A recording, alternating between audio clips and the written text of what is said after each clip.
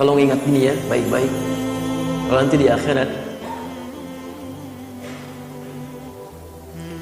Anda tidak temukan saya di surga, tolong ingatkan kepada Allah, saya pernah ada di sini.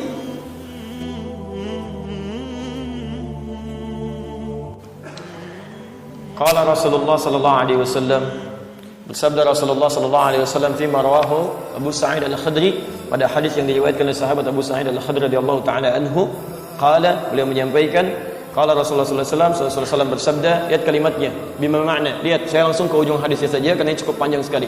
Hatta idza khalasal muslimuna, hatta idza khalasal mu'minuna minan nar, sampai ketika orang-orang beriman diselesaikan urusannya dari neraka, maksudnya hisab. Saat dihisab dan dipisahkan nih, orang beriman semua sudah masuk surga, siap masuk surga semua ya. Yang buruk-buruk masuk neraka, dah masuk ke neraka.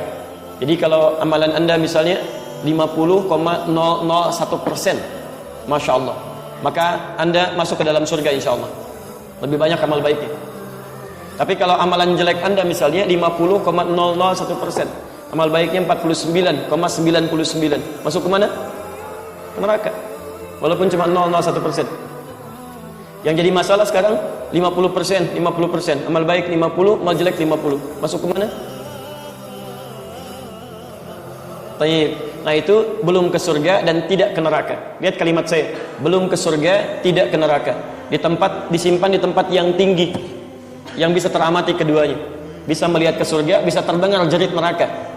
Kalau lihat udah nggak kuat ke neraka. Terdengar jerit neraka. Yaitu disebut dengan A'raf namanya, tempat tinggi yang bisa melihat keduanya, disebut A'raf ya. Makanya ada Quran surah Al-A'raf, Anda baca dari ayat 45-nya sampai dengan ayat ke-50-nya. Ada ashabul A'raf yang belum ke surga dan sangat ketakutan mendengar jerit-jerit neraka, sehingga ingin mengharapkan rahmat Allah Subhanahu wa taala. Dia akan ditempatkan di situ di tengah-tengah nanti sampai selesai hisab. Begitu selesai hisab, dia memohon rahmat Allah, diberikan rahmat Allah, baru kemudian dimasukkan ke dalam surga. Kalau hisabnya misalnya berlangsung selama sehari, maka 1000 tahun dia nunggu di situ. Tayyib. Hatta idza khalasal mu'minuna minan nar, sampai ketika orang-orang beriman itu ya, mulai diselesaikan dari urusan nerakanya. Tayyib, sudah mulai masuk ke dalam surga. Ini sudah selesai, mau masuk ke dalam neraka. Dan dimasukkan, masuk semuanya. Apa yang terjadi? Ma minkum min ahadin bi ashaddi munashadatan lillahi fi istiqsa'il haqqi li ikhwanihi, tayyib, minal mu'minin, lillahi minal mu'minin. Anda tidak akan temukan pada saat itu situasi saat orang-orang beriman akan masuk ke dalam surganya, sementara yang neraka sudah dihukum di situ, sudah banyak yang dihukum, sudah macam-macam masuk. Ini sudah mulai mau selesai, tiba-tiba ada orang-orang yang mengadu kepada Allah Subhanahu wa taala, memohon dengan sangat.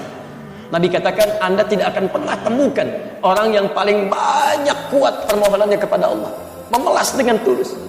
Asyaddu munasyadatan. Munasyadah itu sesuatu yang dimohonkan dengan sangat. Ya Allah, mohon ya Allah. Mohon ya Allah. Fawalladzi nafsi biyadi, sampai Nabi berkata, maka demi Allah yang jiwaku ada di tangannya. Ini Nabi bersumpah dengan jiwanya.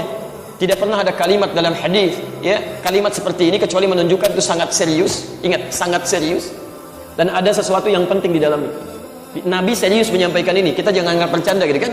Falladzi nafsi biyadi, maka demi jiwaku yang ada di tangan Allah Subhanahu wa taala, yang bisa diwafatkan kapan saja. Lihat kalimatnya. Fayaqulu, maka mereka berkata, fayaqulu, maka mereka berkata, ya Rabbuna, wahai Rabb kamu, wahai Rabb kami yang tengah merawat kami di dunia, memberikan kecukupan, memaafkan kami, mengampuni kami, dan memberikan nikmat surga sekarang.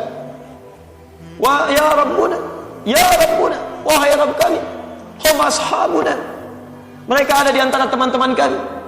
Dalam kalimat yang lebih kuat, kalimat yang menggunakan ikhwan, kata ikhwan, hum ikhwanuna, hum ikhwanuna, mereka saudara-saudara kami ya Allah.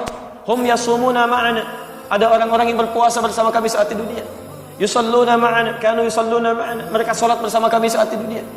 Jadi tiba-tiba ada sekelompok ikhwan yang datang kepada Allah, yang kehilangan saudaranya. Kok nggak ada di surga gitu kan? Ketika dia mau berangkat, padahal dulu punya cita-cita yang sama dan sebagainya, tapi karena bekalnya tidak cukup, sebagian ada yang masuk ke dalam neraka. Tiba-tiba mengatakan kepada Allah dengan permohonan yang sangat, ya Allah, saya kehilangan saudara saya. Ya Allah, saya kehilangan saudara saya. Ya Allah, dulu kami puasa sama-sama. Ya Allah, dulu kami sholat sama-sama. Ya Allah, dulu kami ibadah sama-sama. Ya Rabb, kami tidak temukan dia di sini. Ya Allah, mohon terus mohon. Sampai ketika puncak pada permohonannya, tiba-tiba Allah berfirman, akhriju man araftum. Hei para malaikat, keluarkan orang yang dikenali oleh orang-orang ini, yang disebutkan tadi. Keluarkan mereka dari neraka. Tiba-tiba dikeluarkan. Bertemulah orang-orang ini dengan temannya. Sampai Allah kemudian dengan rahmatnya katakan lagi, akhriju man kana fi qalbihi mithqala dzarratin minal iman. Keluarkan sampai yang ada titik terkecil iman dalam hatinya, keluarkan dari neraka. Bahkan hadis ini ada di Al-Bukhari nanti, ya ada di Al-Bukhari nomor hadis ke-14 posisi paling kiri sebelah bawah, ya, tayyib, sampai mereka kemudian dikeluarkan dalam keadaan gosong, sudah mulai terbakar habis dan dimasukkan ke dalam surga kemudian. Setelah selesai hisabnya di dalam nerakanya, dikeluarkan dari situ. Jadi ada orang-orang yang dengan syafaat temannya bisa keluar dari neraka, masuk ke dalam surga, ada yang sama sekali tidak membantu itu. Ya, dosa-dosa yang begitu besar tidak bisa keluar dan kekal dia di dalam neraka. Walaupun dia merasa beriman kepada Allah, tapi digugurkan keimanannya dengan ibadah-ibadah yang melanggar ketentuan Allah, seperti syirik dan sebagainya. Tapi poinnya adalah tiba-tiba ada segolongan teman yang memohon kepada Allah Subhanahu wa taala, ya Allah, kami puasa sama-sama, kami ibadah sama-sama, kami sholat sama-sama ya Allah, cuman saya nggak temukan dia di sini. Itu indah. Nah, permohonan sesuatu untuk melengkapkan pada yang kurang disebut dengan syafa' namanya. Pelengkap yang kurang disebut dengan syafa'. Makanya di tarawih itu ada sholat syafa'. Antum sholat 11 rakaat, 2 rakaat penyempurnanya yang ke-10 disebut dengan syafa', 1 rakaat akhirnya disebut dengan witir. Ya, ada teman yang merasakan ada yang kurang nih ya Allah, begitu saya masuk, teman saya nggak ikut, saya ingin dilengkapi dengan itu ya Allah. Tayyib, permohonan untuk menggenapkan sesuatu yang kurang dengan sifat yang sangat memohon luar biasa, maka kalimatnya dirubah dari syafa' menjadi ditambah tak di ujungnya dengan alif di tengahnya, jadi syafa'ah. Tayyib, saya mau akhiri ya, karena ini sebenarnya tidak banyak bahasannya. Siapa orang-orang ini? Itu yang disebut dengan ikhwan. Makanya ketika ayat Qur'annya mengatakan wa kuntum ala syafa hufratin minan nar fa anqadhakum minha, dan kalian sudah ada bahkan yang sudah mau di bibir neraka itu, karena ketika diangkat itu oleh Allah Subhanahu wa taala dengan perintahnya, ya diperintahkan oleh Allah. Tayyib, dalam bahasa hadisnya ada yang diangkat baru neraka itu masuk ke kakinya sampai ke betisnya, ada yang sudah masuk sampai ke punggungnya, ada yang sudah ke lehernya, dan ada yang sudah tenggelam di dalamnya. Tayyib, jadi ada yang baru di bibir neraka diangkat, ada yang baru sudah mau masuk ke neraka diangkat, ada yang sudah tenggelam diangkat, jadi macam-macam. Ya, fa asbahtum bi ni'mati ikhwana. Siapa yang bisa mengangkat itu semua? Di antaranya Allah berikan nikmat kepada anda dengan dapatnya ikhwan-ikhwan dalam kehidupan. Cuma itu yang bisa menolong anda di hari akhirat, teman-teman terbaik selain syafaat-syafaat yang lainnya. Ada orang mendekat kepada Al-Quran, ada orang sering bersalawat kepada Nabi, ada orang mendekat pada hukum-hukum Allah, ada orang-orang yang belum bisa maksimal menunaikan itu semua, dia cari teman-teman yang soleh yang menunjukkan pada kebaikan-kebaikan. Bukankah sering anda dapati seperti itu? Mungkin anda bersahabat dengan teman yang tingkat ibadahnya jauh di atas anda. Anda masih sibuk dengan urusan dunia, tapi masih menunaikan sholat, masih puasa, tapi karena kesibukan dunia anda, Masya Allah, kurang bekal ibadah anda. Tapi beruntungnya anda dengan punya teman yang soleh, berjamaah dengan imam yang soleh, puasa dengan dia, buka sama-sama, kadang sering ikut-ikut misalnya dalam ta'limnya, dalam macam-macamnya, Masya Allah. Maka tiba-tiba ketika anda dikenal oleh dia, diingat oleh dia, di akhirat nanti tidak ditemukan anda, ya Allah, dia kawan saya ya Allah, dia teman saya ya Allah, dia saudara saya ya Allah, kami pernah ta'lim sama-sama ya Allah, kami pernah puasa sama-sama ya Allah, kami pernah sholat berjamaah sama-sama ya Allah, mohon jangan pisahkan ya Allah, jangan pisahkan.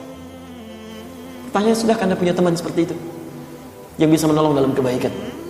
Kalau belum temukan, cepat cari mumpung masih hidup, sebab kalau sudah kehidupan itu berakhir, tidak mudah untuk menemukannya. Maka pastikan di kantor anda, teman anda bisa membawa anda ke surga. Pastikan di rumah anda, pasangan hidup anda adalah teman yang bisa membawa anda ke surga. Pastikan di tempat kehidupan anda, siapapun tetangga anda, kerabat anda, teman-teman sekolah anak anda adalah teman yang bisa mengingatkan dan membantu anda untuk mencari anda bisa masuk ke dalam surga. Dan saya mohon pada anda semuanya, tolong ingat ini ya, baik-baik. Kalau nanti di akhirat anda tidak temukan saya di surga, tolong ingatkan kepada Allah, saya pernah ada di sini, saya pernah ada di sini. Tolong ingatkan. Kalau antum di akhirat tidak temukan saya di surga, tolong ingatkan. Ya Allah, mohon ya Allah, Adi Hidayat pernah mengajar saya dan mengingatkan saya di sini. Ya. Subhanakallahumma wa bihamdika asyhadu an la ilaha illa anta astaghfiruka wa atubu ilaik. Wa akhiru da'wana alhamdulillahi rabbil alamin. Assalamualaikum warahmatullahi wabarakatuh.